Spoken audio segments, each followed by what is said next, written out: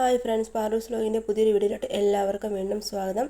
ഞാനിന്ന് വന്നിട്ടുള്ളത് ഒരു മീൻ മുളകിട്ട റെസിപ്പിയുമായിട്ടാണ്. അതിന് വേണ്ടിയിട്ട് ഞാൻ മത്തിയാണ് എടുത്തിട്ടുള്ളത്. മത്തി നമുക്ക് പല രീതിയിൽ കറി വയ്ക്കാൻ പറ്റും. തേങ്ങ അരച്ച് വയ്ക്കും, അല്ലാതെ കുടമ്പുളി ഇട്ട് വയ്ക്കാം, എല്ലാ രീതിയിലും വയ്ക്കാൻ പറ്റും. എന്നാൽ പിന്നെ നമുക്കത് എങ്ങനെ ചെയ്യുന്നതെന്ന് നോക്കാം.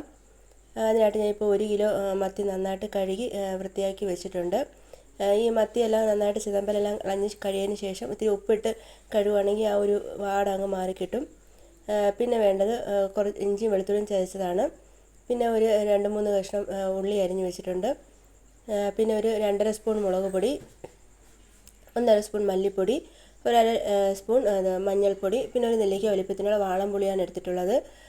പിന്നെ എടുത്തിട്ടുള്ളത് കുരുമുളകാണ്. നിങ്ങൾക്ക് വാളംപുളിയുടെ ടേസ്റ്റ് ഇഷ്ടമില്ലെങ്കിൽ കുടംപുളി ഇതിന് പകരം ഉപയോഗിക്കാം.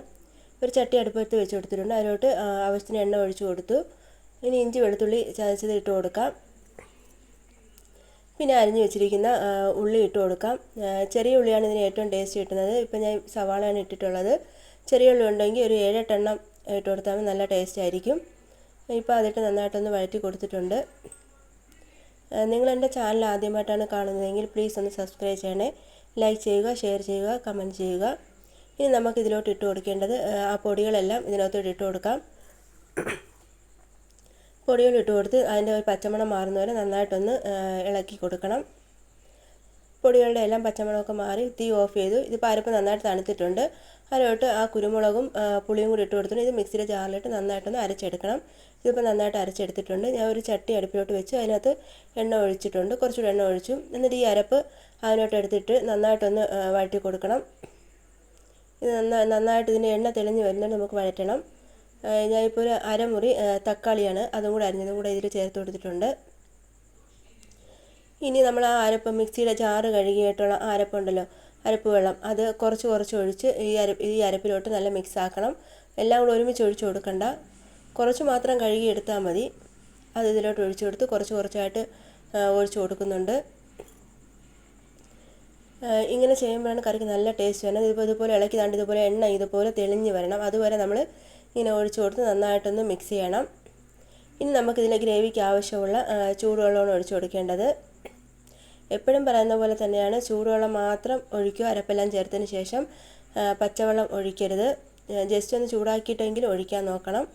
ഇതിപ്പോൾ ഈ ഗ്രേവിക്ക് ആവശ്യത്തിനുള്ള വെള്ളം ഒഴിച്ച് കൊടുത്തിട്ടുണ്ട്. ഒഴിച്ച് കൊടുത്തിട്ട് നന്നായിട്ടൊന്ന് മിക്സ് ചെയ്യണം.